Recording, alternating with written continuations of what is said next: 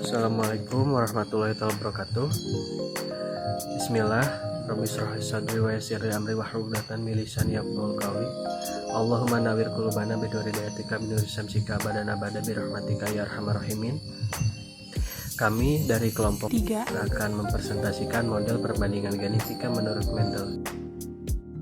Di sini saya Andrian Sebastian Farel akan mempresentasikan tentang tujuan. Untuk poin yang pertama, membandingkan menurut Mendel 1:2/1 untuk rasio genotip dan 3:1 untuk rasio fenotip pada persilangan monohybrid, serta perbandingan fenotip 9:3/3 dan 3:1 pada persilangan dihybrid. Untuk poin yang kedua, menghitung X pangkat 2 untuk menguji data hasil pengamatan. Lalu poin yang ketiga, menginterpretasikan nilai X pangkat 2 setelah perbandingan dengan nilai X pangkat 2 pada tabel. Selanjutnya akan dilanjutkan oleh teman kelompok saya. Dalam pewarisan sifat, gen memiliki peran yang sangat penting, yakni sebagai kode-kode yang kelak diinterpretasikan sebagai sifat. Ketika terjadi gametosis, gen sealel akan melakukan segregasi secara bebas, dan hal tersebut merupakan hukum pertama dari Mendel. Lalu, hukum kedua Mendel menyatakan bahwa dalam persilangan, gamet-gamet individu pertama akan saling berpasangan dengan gamet dari induk lainnya, atau gamet dari individu lainnya. Hal tersebut menyebabkan banyaknya kombinasi keturunannya adalah jumlah gamet individu pertama dikalikan dengan jumlah gamet individu kedua, yang mana sesuai dengan kaidah perkalian. Nah, dalam pewarisan sifat, kita tahu adanya istilah persilangan monohibrid dan dihibrid.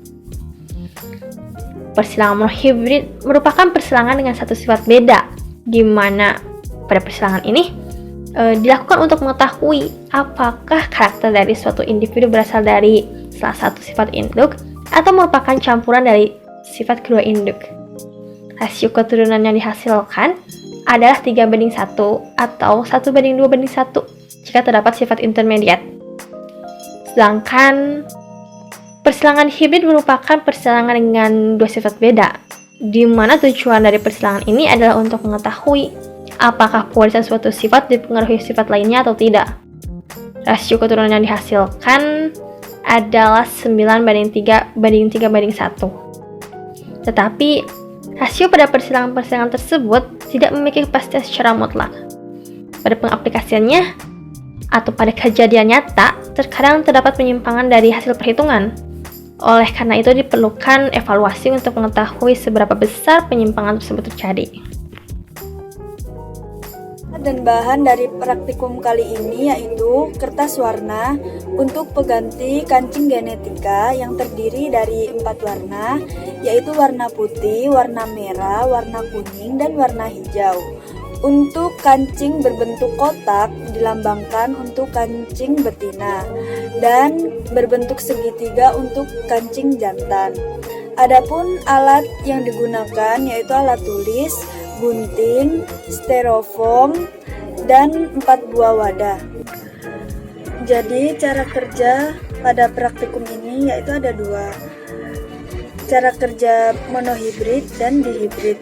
Yang pertama yaitu cara kerja monohibrid.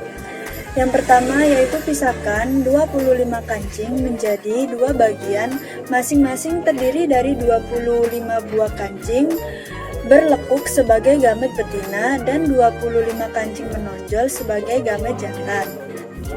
Yang kedua yaitu campurkan 25 buah kancing merah dan 25 kancing putih sebagai gamet betina di dalam kotak yang sama. Misalnya kotak pertama. Demikian pula untuk 25 kancing merah dan 25 kancing putih sebagai gamet jantan. Dicampurkan dalam kotak yang lain, misalnya kotak kedua.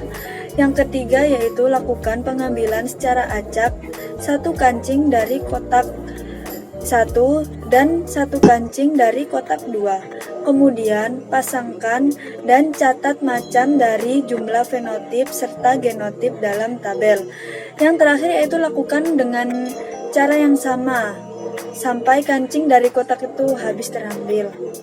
Yang kedua yaitu cara kerja di hibrid. Yang pertama, pisahkan 25 pasang kancing dari setiap warna masing-masing menjadi 2 bagian yang sama sebagai gamet jantan atau kancing menonjol dan gamet betina atau kancing melekuk. Yang kedua yaitu campurkan gamet jantan masing-masing dari kancing merah atau M besar dan kancing putih M kecil. Juga gamet betina masing-masing dari kancing merah M besar dan kancing putih M kecil. Kemudian pasangkan sesuai acak atau kancing ini disebut kancing A. Yang ketiga yaitu lakukan seperti pada kelompok 2 untuk kancing hijau H besar dengan kancing putih H kecil dan kelompok ini disebut B besar. Untuk yang keempat yaitu pertemukan setiap pasang kancing dari kelompok A dengan kelompok B besar sampai habis. Kemudian catat macam dalam jumlah fenotip dalam tabel. Yang terakhir yaitu hitung perbandingan fenotip yang diperoleh dengan uji X kuadrat.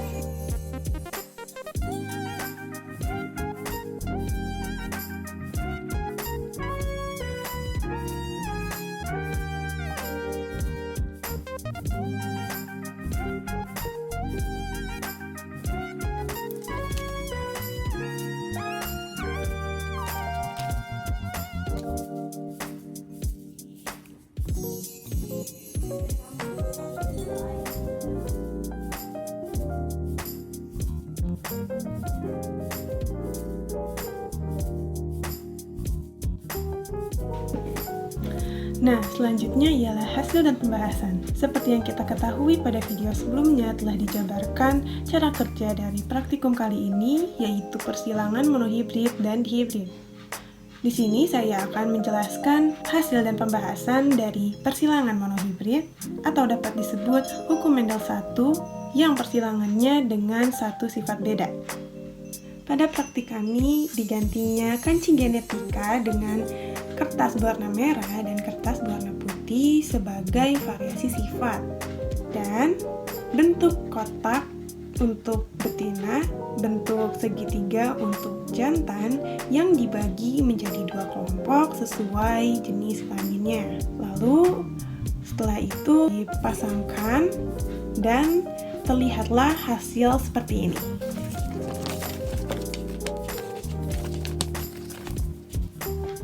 Hal ini dapat diamati dan disimpulkan hasil dari genotip dan fenotipnya.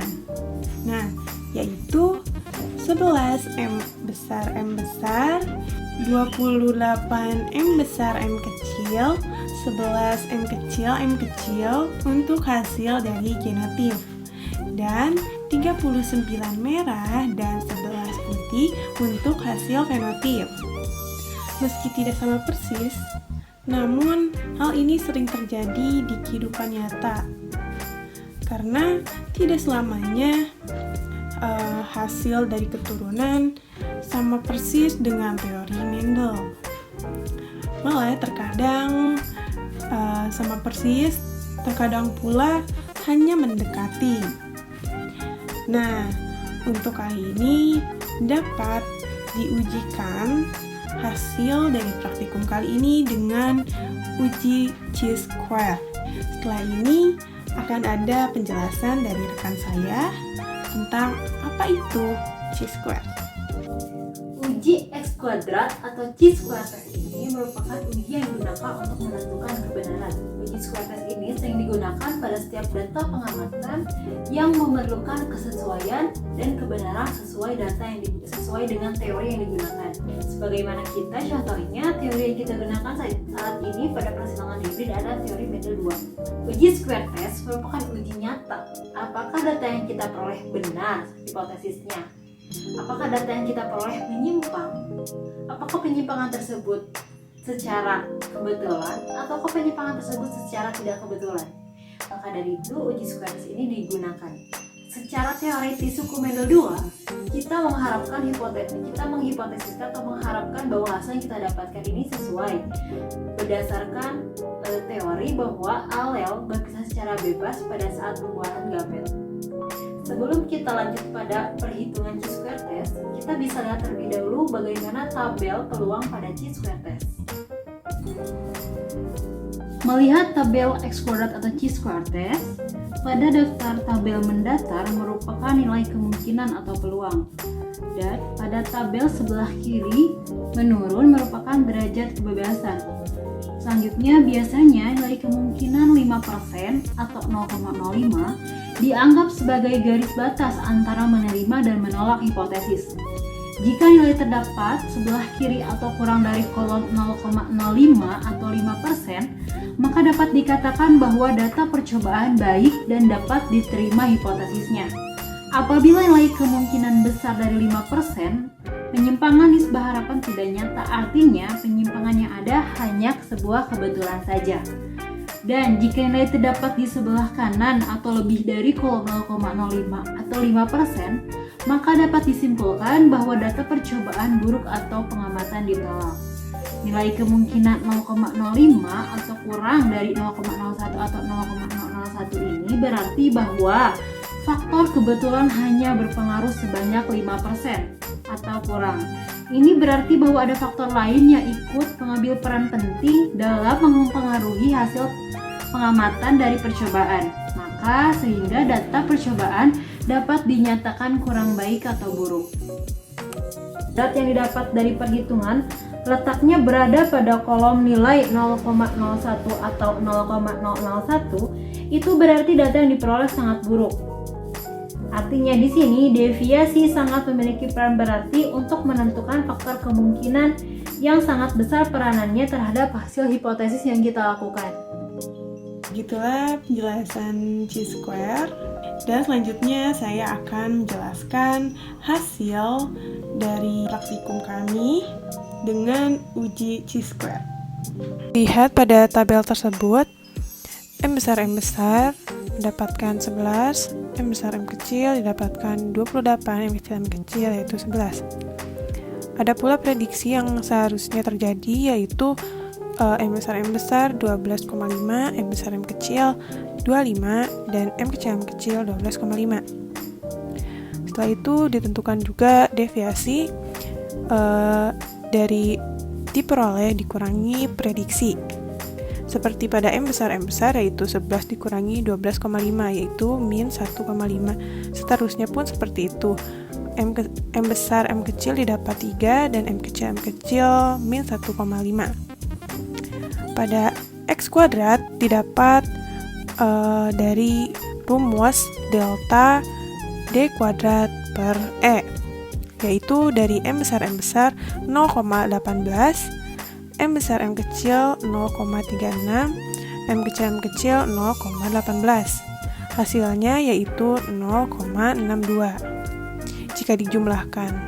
Karena batas signifikan ada pada 0,05 dan hal ini dapat diterima jika X total berada lebih kecil dari 0,05.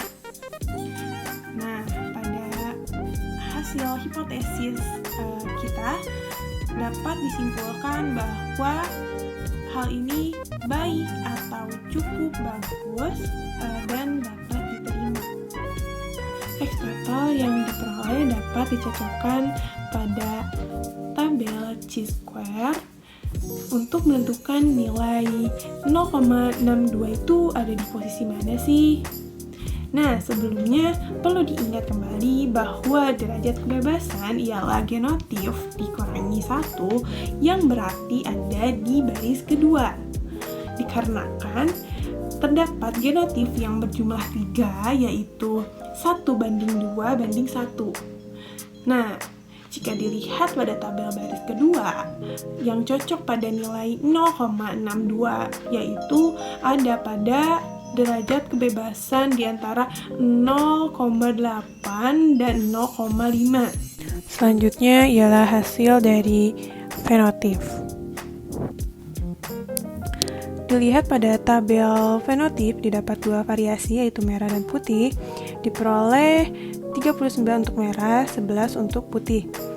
Dan dilihat dari prediksi, didapat merah yaitu seharusnya 37,5 dan putih 12,5 jika melihat dari perbandingan Mendel.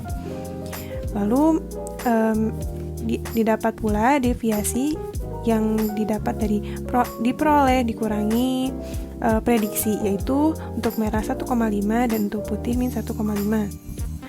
Dan ada pula X kuadrat yang dipakai dengan rumus delta D kuadrat per E, yang didapat merah yaitu 0,06 dan putih 0,18. Dan X totalnya menjadi 0,24. Seperti pada X total genotif, pada X total fenotip pun dicocokkan terlebih dahulu pada tabel chi-square untuk menentukan posisi X total fenotip tersebut. Nilai X total fenotip tersebut adalah 0,24 dan berada pada baris pertama dikarenakan fenotip memiliki dua variasi yaitu merah dan putih, dan 2 dikurangi 1 ialah 1, jadi ada di baris pertama. Nah, coba kita lihat di mana 0,24 itu berada, dan ternyata ada di antara 0,8 dan 0,5. Nah, berarti hal ini dapat diterima karena batas signifikan ada pada di 0,05 yang berarti X total dari fenotip cukup baik atau bagus seperti pada genotip. Nah, sekian dari penjelasan persilangan monohibrid. Selanjutnya akan dijelaskan persilangan dihibrid oleh rekan saya. Baik, selanjutnya di sini saya akan menjelaskan hasil dan pembahasan mengenai persilangan dihibrid pada kelompok kami. Perlu diingat kembali bahwa persilangan dihibrid sering disebut juga dengan hibridisasi, yaitu persilangan dengan dua sifat beda. Berdasarkan percobaannya Mendel pada Pisum sativum, rasio fenotip F2 yang didasarkan pada dihibrid ini yaitu 9331. Mendel beranggapan bahwa gen-gen pembawa sifat itu berpisah secara bebas terhadap sesamanya pada saat pembentukan gamet. Berdasarkan hal itu, percobaan yang kami lakukan yaitu perlu diketahui yang pertama, sifat yang pertama diwakili oleh kelompok A yang terdiri dari warna merah dan warna putih. Warna merah merupakan alel dominan yang dilambangkan dengan M kapital. Kemudian, warna putih merupakan alel resesif yang dilambangkan dengan huruf F kecil. Selanjutnya sifat yang kedua yaitu kelompok B, yaitu warna hijau yang diwakilkan dengan merupakan alel dominan yang diwakilkan dengan huruf H kapital. Dan warna kuning yaitu merupakan alel resesif yang diwakilkan dengan huruf H kecil. Di sini kami menggunakan kancing genetika yang diganti dengan kertas warna, di mana bentuk kotak mewakili betina dan bentuk segitiga mewakili jantan. Selanjutnya kami campurkan pada kelompok A betina dan kelompok A jantan. Dan kami juga mencampurkan kelompok B betina dan kelompok B jantan. Berdasarkan hal tersebut, kami menghasilkan hasil penelitian yaitu fenotip merah hijau berjumlah 26, fenotip merah kuning berjumlah 9, fenotip putih hijau berjumlah 12, fenotip putih kuning berjumlah 3. Sehingga total semua yang kami dapatkan pada dihibrid ini yaitu sebanyak 50 buah yang dimana kita dapatkan dari masing-masing 25 pasang.